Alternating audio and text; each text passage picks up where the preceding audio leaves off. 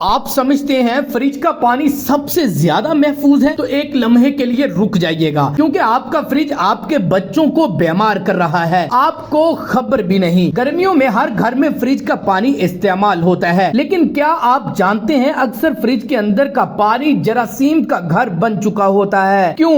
اکثر لوگ بوتل کو فریج میں رکھتے ہیں بغیر ڈھکنے کے، کئی دن تک فریج کی صفائی ہی نہیں ہوتی، بجلی کی لوڈ شیڈنگ سے درجہ حرارت بار بار تبدیل ہوتا ہے، کچھ لوگ نلکے کا سیدھا پانی فریج میں رکھتے ہیں جو پہلے ہی آلودہ ہوتا ہے۔ ان سب کا نتیجہ پیٹ کے امراض، گلا خراب، بچوں میں ڈائریا، بعض اوقات فوڈ پوائزننگ تک بات چلی جاتی ہے۔ تو کریں کیا؟ ہر 2 دن بعد بوتل کو دھو لیا کریں، فریج کی صفائی کو ہفتہ وار ضرور کیا کریں، اگر ممکن ہو تو پانی ابال کر ٹھنڈا کیا کریں، فریج کی لائٹ، درجہ حرارت اور سیل چیک کریں۔ یاد رکھیے گا، ٹھنڈا پانی وقتی سکون دیتا ہے، لیکن وہی بیماری بن جائے تو نقصان ٹھنڈے پانی سے کہیں زیادہ ہو جاتا ہے۔ کبھی کبھی جو چیزیں ہمیں ٹھنڈک دیں وہی ہمارے اندر آگ لگا دیتی ہیں۔ پانی دیکھ کر پینا کافی نہیں، اب جانچ کر پینا ضروری ہے۔ اپنے گھر والوں کے ساتھ اس ویڈیو کو ضرور شیئر کریے گا تاکہ وہ اس طرح کا خیال رکھ سکیں۔ ملتے ہیں نیکسٹ ویڈیو میں۔ اللہ نگہبان۔